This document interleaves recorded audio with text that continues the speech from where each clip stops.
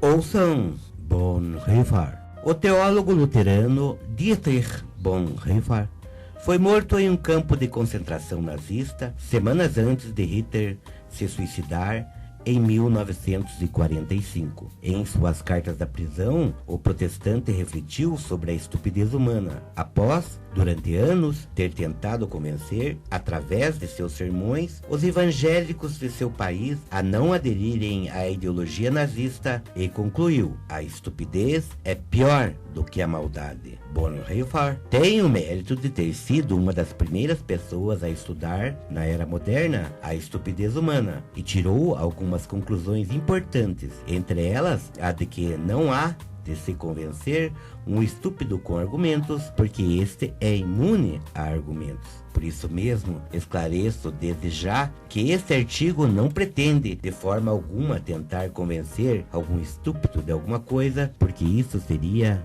impossível. O que tentaremos fazer entre os que comungam de certo grau de civilidade é entender por que Bonhoeffer fez uma distinção entre estupidez e maldade. Para o teólogo, nem mesmo a força bruta demove um estúpido de sua ideologia, porque quanto mais ele é punido por ser estúpido, mais ele se sente um perseguido e martirizado por defender a própria estupidez. Pois bem, após a análise dos argumentos de Bonhoeffer, é impossível deixar de refletir, quase um século depois e sobre o mesmo prisma, acerca da tentativa dos fascistas em tomar o poder em 8 de janeiro no Brasil. O depoimento dos envolvidos no ato insano é de uma estupidez comovente. Eles, os que tentaram dar um golpe de Estado, se julgam pessoas boas que defendiam a pátria, a família e Deus. Quando confrontados com seus crimes, inocentam a si mesmos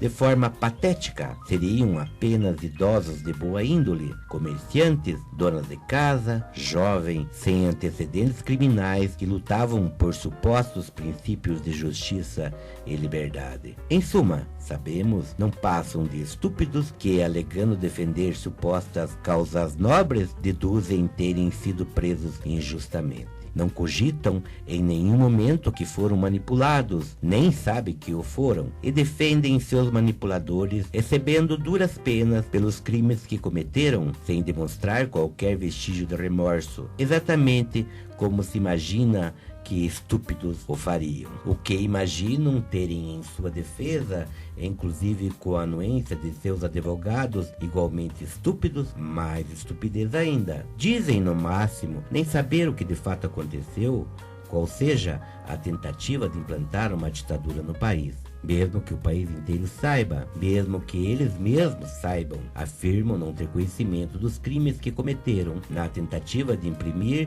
suas consciências estúpidas às mentes de seus julgadores, e há uma plateia de outros extremistas igualmente estúpidos, entre os quais supostamente seriam admirados como mártires. Vossa Excelência está condenando um idealista, um herói, uma pessoa até ingênua. Não está vendo? Exatamente como dizia Bonhoeffer, os estúpidos são, e nós não conseguimos entender de onde vem tanta estupidez, porque talvez não sejamos estúpidos o suficiente para isso. Ainda bem.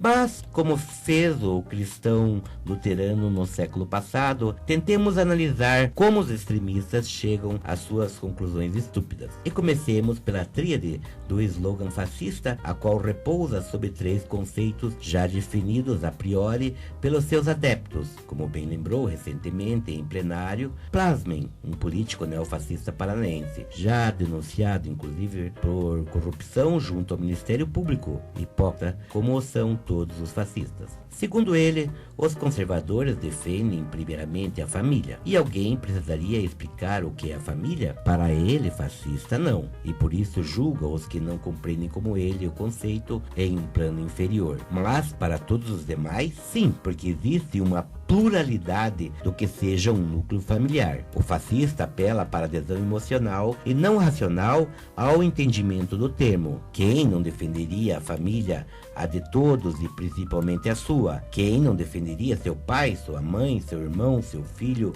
ou seu avô? Mas se argumentarmos que até a máfia defendia a família, que nazistas defendiam a família, lógico, a família alemã, a dos arianos, e perguntarmos, antes de afirmarmos que defendemos a família, acerca de qual família estaríamos falando, não haverá resposta. Não haverá resposta porque quem estereotipa o conceito de família no slogan fascista é um estúpido. A família da qual fala é a dele, a estereotipada, e no máximo a de quem pensa como ele, e pronto. A ideal, a dos ricos, a dos de bem, a da elite, a da sua raça, a dos valores morais que, segundo ele, seriam superiores aos dos outros. Mas, se por acaso existe um tio bêbado, um parente pedófilo, um ladrão na família, se existe a neurose familiar, o patriarcado despótico, bom, isto para o fascista não vem ao caso, porque se na prática a família idealizada não existe, pouco importa.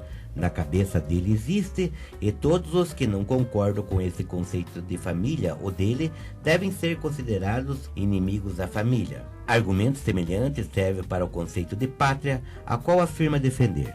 Mas qual pátria? A dos ricos? A dos brancos? A dos exportadores de grãos? A de um ditador? Ou a dos excluídos? A dos imigrantes que aqui chegaram e se estabeleceram? Novamente, para o fascista, a pátria é a pátria. E pronto, como se visões diferentes do que é ser cidadão num país não estivessem em disputa, mas sim que a pátria é simplesmente o local no qual se nasceu. A pátria ideal, com seu conceito lato, e nem isso se sustenta no discurso fascista em nosso país, porque em nome da pátria pretendiam vender a própria pátria. E por último, Deus. Mas qual Deus? O Deus dos ricos? O Deus dos opressores ou o Deus dos pobres? O dos marginalizados? Novamente é um conceito de Deus que se supõe óbvio, e quem eventualmente não concorda com o Deus dele é do diabo e deve ser mandado para o inferno. Assim a tríade estúpida fascista se retroalimenta. A pátria que é dele, a família que também é a dele e defendida pelo Deus dele, e todos que não se alinham com o conceito devem ser eliminados, porque seriam contra a pátria, Deus e a família. Mas a ideologia nazista comporta até mesmo a caridade, alguns princípios cristãos, algum tipo de justiça, atos civilizatórios entre os seus, os que se supõem iguais e merecedores, até certa dose de cultura, ver o filme Zona de Interesse, e por isso a pessoa que defende Deus, pátria e família se julga boa, mesmo que mande de forma estúpida e criminosa judeus para o crematório e extermine milhões. E se o ódio não for contra os judeus, será contra os negros, contra as minorias, contra os imigrantes, contra um partido político ou qualquer outro objeto que o faça se sentir superior aos demais, porque é um estúpido e precisa se sentir superior pela sua própria estupidez. É nesse sentido que Bonhoeffer afirma que a estupidez é pior do que a maldade. A pessoa que se julga má, pelo menos tem a consciência de que está infringindo a lei dos homens, que está ferindo um princípio ético. O estúpido não. Comete as maiores atrocidades em nome do que acha ser justo. Para Bonhoeffer, a única maneira de um estúpido redimir-se é ele mesmo chegar à conclusão de que está errado. E nesse ponto, creio, o empoderamento da ignorância por algum líder ou pela coletividade funciona como um aval para o estúpido ser mau. Bonhoeffer identificou que pessoas solitárias que são capazes de desenvolver o raciocínio por conta própria são mais resistentes à estupidez coletiva do nazista e do fascismo. Pessoas que constroem individualmente seus conceitos éticos e não dependem tanto da maioria para distinguir o certo do errado. No entanto, os novos meios de comunicação tecnológicos permitiram que a estupidez encontrasse rapidamente outros aliados estúpidos que corroboram a estupidez e a justificam. Então, o estúpido sente-se superior em maioria. Antes, o estúpido era só isso, e logo seria expurgado de uma roda de amigos pelos princípios estúpidos que defende. Mas agora, não só se sente amparado por alguns impunemente, como julgando-se em maioria, tenta calar a voz de quem discorda dele. Por isso, um estúpido não reconhece a derrota eleitoral. Não pode conceber que outros pensem diferente dele e existe uma maioria que não concorde com a sua estupidez. Como é um estúpido e não teria outra maneira de se sentir importante, quando é reconhecido dentro de uma coletividade como patriota cristão de família de bem, tira dali seu orgulho e força para empreender sua cruzada contra o mal. Cada vez cogita menos ser apenas um estúpido que quer de alguma forma ser aceito, apesar de estúpido. E vejam ainda que Bonhoeffer não relaciona estupidez à incapacidade intelectual. Pessoas que estudam também podem ser estúpidas. Ou quem será que idealizou as câmaras de gás, senão experientes engenheiros que tentaram minimizar os custos do extermínio? Foram ainda mais estúpidos do que os estúpidos sem alguma especialização, se é que a estupidez se compara de alguma forma. Creio que não. Nunca foi tão importante como agora refletir sobre a estupidez humana, e por isso ouçamos Bonhoeffer.